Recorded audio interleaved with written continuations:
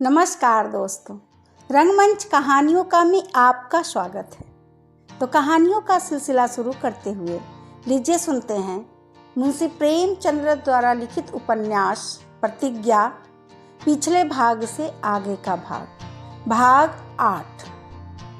वैशाख में प्रेमा का विवाह दाननाथ के साथ हो गया। शादी बड़ी धूमधाम से हुई। सारे शहर के रईसों को निमंत्रित किया गया। लाला बद्री प्रसाद ने दोनों हाथों से रुपए लुटाए, मगर दाननाथ की ओर से कोई तैयारी न थी। अमृत राय चंदा करने के लिए बिहार की ओर चले थे और ताकीद कर गए थे कि धूमधाम मत करना।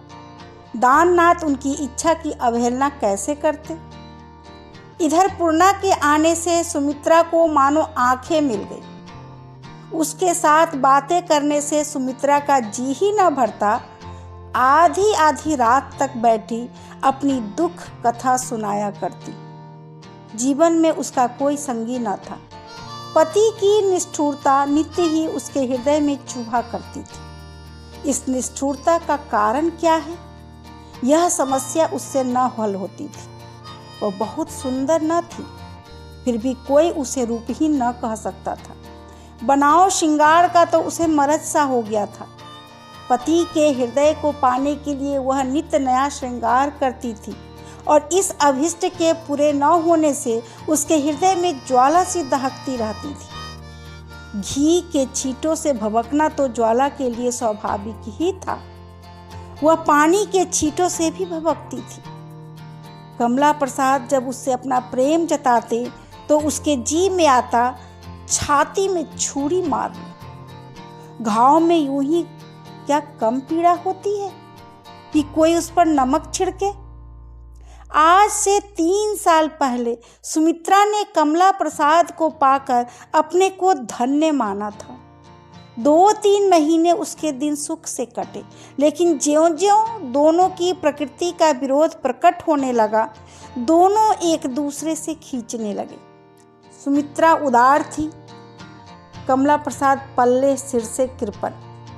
वह पैसों को ठिकरी समझती थी, कमला प्रसाद कौड़ियों को दांत से पकड़ता था। सुमित्रा साधारण भिक्षुक को भिक्षा देने उठती तो इतना दे देती कि वह चुटकी की शर्म सीमा का अतिक्रमण कर जाता था। उसके मैके से एक बार एक ब्राह्मणी कोई शुभ समाचार लाई थी। उसे उसने नई रेशमी साड़ी उठाकर दे दी। उधर कमला प्रसाद का यह हाल था कि भिक्षुक की आवाज सुनते ही गरज उठते थे, रूल उठाकर मारने दौड़ते थे। 2-4 को तो पीट ही दिया था। यहाँ तक कि एक बार द्वार पर आकर किसी भिक्षुक की यदि कमला प्रसाद से मुठभेड़ हो गई तो उसे दूसरी बार आने का साहस न होता था। सुमित्रा में नम्रता, विनय और दया थी। कमला प्रसाद में घमंड, उच्च श्रृंखला और स्वार्थ। एक वृक्ष का जीव था, दूसरा पृथ्वी पर रेंगने वाला। उसमें मेल कैसा होता, धर्म ज्ञान का, जो दाम्पत्य जीवन का सुख मूल है, दोनों में किसी को न था। पूर्णा के आने से कमला प्रसाद और सुमित्रा एक दूसरे से और पृथक हो गए। सुमित्रा के हृदय पर लदा हुआ बोझा उठ सा गया। कहाँ तो वह दिन ब दिन विरक्तावस्था में खाट पर पड़ी रहती थी, कहाँ अब वह हरदम हंसती बोलती रहती थी। कमला प्रसाद की उसने परवाह ही करना छोड़ दी। वह कब घर में आता है, कब जाता है, कब खाता है, कब सोता है, उसकी उसे जरा भी फिक्र न रही। कमला प्रसाद लंपट न था। सबकी यही धारणा थी कि उसमें चाहे और कितने ही दुर्गुण हो, पर यह ऐब न था। किसी स्त्री पर ताक झांक करते उसे किसी ने न देखा था। फिर पूर्णा के रूप ने उसे कैसे मोहित कर लिया, यह रहस्य कौन समझ सकता है। कदाचित पूर्णा की सरलता, दीनता और आश्रयहीनता ने उसकी कुप्रवृत्ति को जगा दिया। उसकी कृपणता और कायरता ही उसके सदाचार का आधार थी। विलासिता महंगी वस्तु है। जेब के रुपए खर्च करके भी किसी आफत में फंस जाने की जहाँ प्रतिक्षण संभावना हो, ऐसे काम में कमला प्रसाद जैसा चतुर आदमी न पड़ सकता था। पूर्णा के विषय में कोई भय न था। वह इतनी सरल थी कि उसे काबू में लाने के लिए किसी बड़ी साधना की जरूरत न थी। और फिर यहाँ तो किसी का भय नहीं, न फंसने का भय, न पिट जाने की शंका। अपने घर लाकर उसने शंकाओं को निरस्त कर दिया था। उसने समझा था अब मार्ग में कोई बाधा नहीं रही, केवल घर वालों की आंख बचा लेना काफी था। और यह कुछ कठिन न था, किंतु यहाँ भी एक बाधा खड़ी हो गई, और वह सुमित्रा थी। सुमित्रा पूर्णा को एक क्षण के लिए भी न छोड़ती थी। दोनों भोजन करने साथ साथ जाती, छत पर देखो तो साथ, कमरे में देखो तो साथ, रात को साथ, दिन को साथ, कभी दोनों साथ ही साथ सो जाती। कमला प्रसाद जब शयनागार में जाकर सुमित्रा की रात देखता देखता सो जाता तो न जाने कब वह उसके पास आ जाती। पूर्णा से एकांत में कोई बात करने को उसे अवसर न मिलता था। वह मन में सुमित्रा पर झुंझला कर रह जाता। आखिर एक दिन उससे न रहा गया। रात को जब सुमित्रा आई तो उसने कहा, तुम रात दिन पूर्णा के पास क्यों बैठी रहती हो? वह अपने मन में समझती होगी कि यह तो अच्छी बला गले पड़ी। ऐसी तो कोई बड़ी समझदार भी नहीं हो कि तुम्हारी बातों में उसे आनंद आता हो, तुम्हारी बेवकूफ़ी पर हंसती होगी। सुमित्रा ने कहा, अकेली पड़ी पड़ी क्या करूं? फिर यह भी तो अच्छा नहीं लगता कि मैं आराम से सोऊं और वह अकेली रोया करे। उठना भी चाहती हूँ तो चिमट जाती है, छोड़ती ही नहीं। मन में मेरी बेवकूफ़ी पर हंसती है या नहीं यह कौन जाने। मेरा साथ उसे अच्छा न लगता हो यह बात नहीं। तुम्हें यह ख्याल भी नहीं होता कि उसकी और तुम्हारी कोई बराबरी नहीं, वह तुम्हारी सहेली बनने के योग्य नहीं है? मैं ऐसा नहीं समझती। तुम्हें उतनी समझ ही नहीं, समझोगी क्या? ऐसी समझ का न होना ही अच्छा है। उस दिन से सुमित्रा परछाई की भांति पूर्णा के साथ रहने लगी। कमला प्रसाद के चरित्र में अब एक विचित्र परिवर्तन होता जाता था। नौकरों पर डांट फटकार भी कम हो गई, कुछ उदार भी हो गया। एक दिन बाजार से बंगाली मिठाई लाए और सुमित्रा को देते हुए कहा, जरा अपनी सखी को भी चखाना। सुमित्रा ने मिठाई ले ली, पर पूर्णा से उसकी चर्चा तक न की। दूसरे दिन कमला प्रसाद ने पूछा, पूर्णा ने मिठाई पसंद की होगी? सुमित्रा ने कहा, बिल्कुल नहीं। वह तो कहती थी मुझे मिठाई से कभी प्रेम न रहा। कई दिनों के बाद कमला प्रसाद एक दिन 2 रेशमी साड़ियां लाए और बेधड़क अपने कमरे में घुस गए। दोनों सहेलियां एक ही खाट पर लेटी बातें कर रही थी। हकबका कर उठ खड़ी हुई।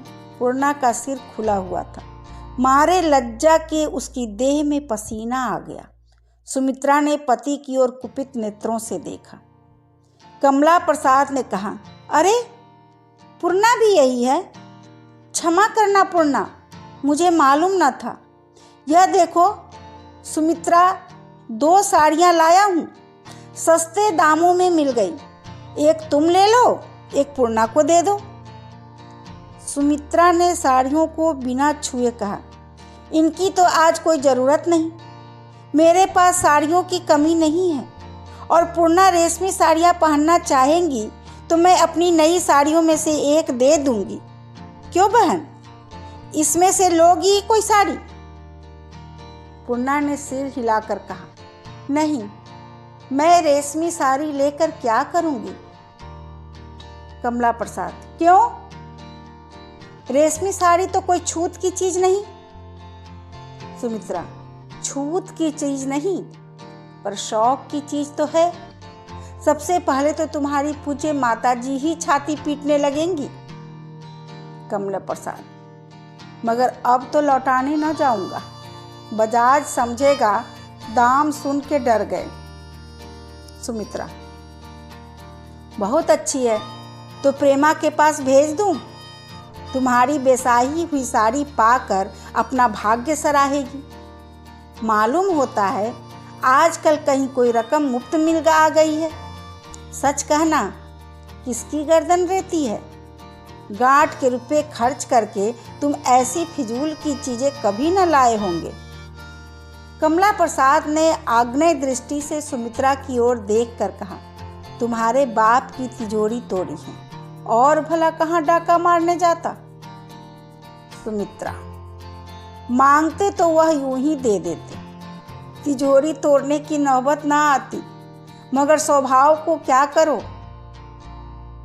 कमला प्रसाद ने पूर्णा की ओर मुंह करके कहा, सुनती हो पूर्णा इनकी बात?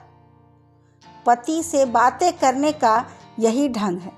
तुम भी इन्हें नहीं समझाती? और कुछ नहीं तो आदमी सीधे मुंह बात तो करे।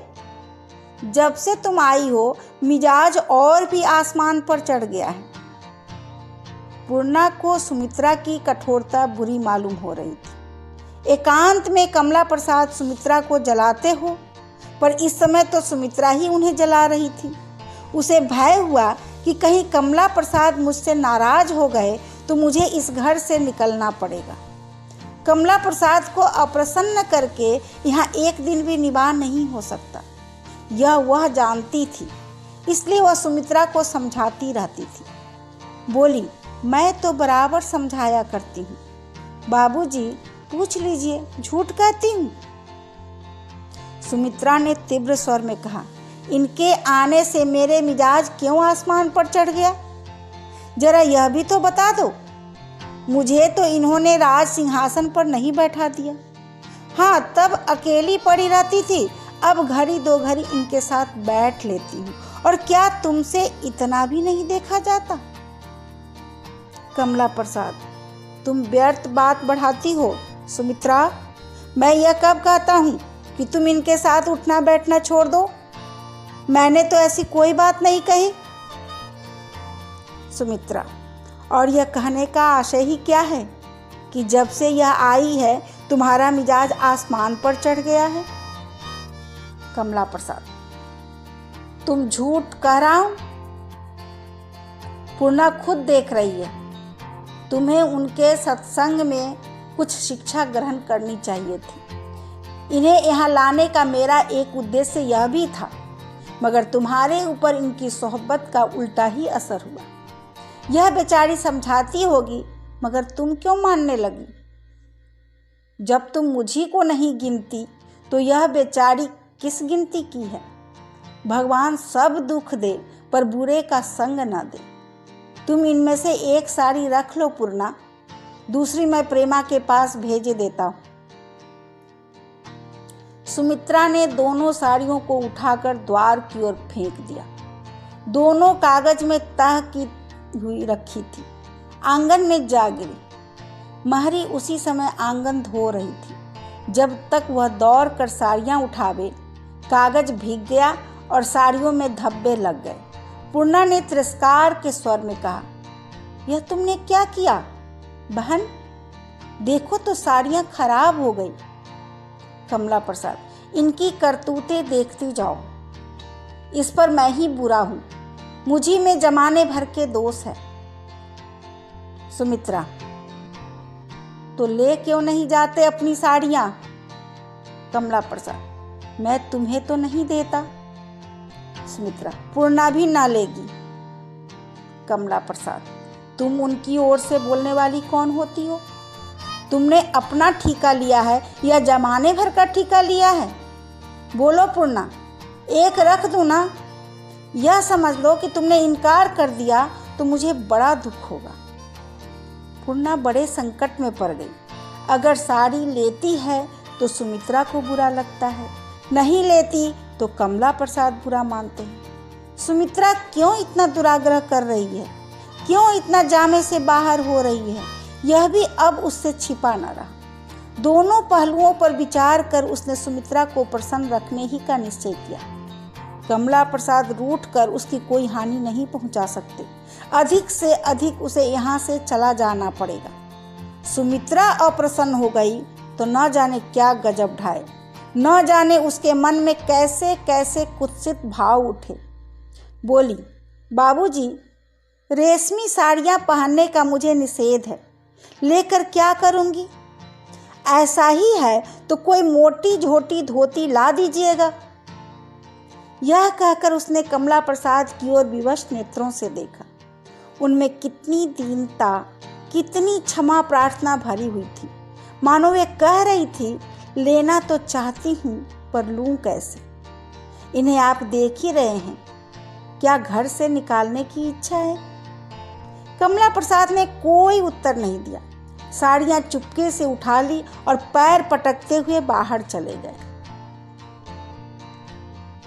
अभी आप सुन रहे थे मुंशी प्रेमचंद्र द्वारा लिखित उपन्यास प्रतिज्ञा, पिछले भाग से आगे का भाग 8। धन्यवाद।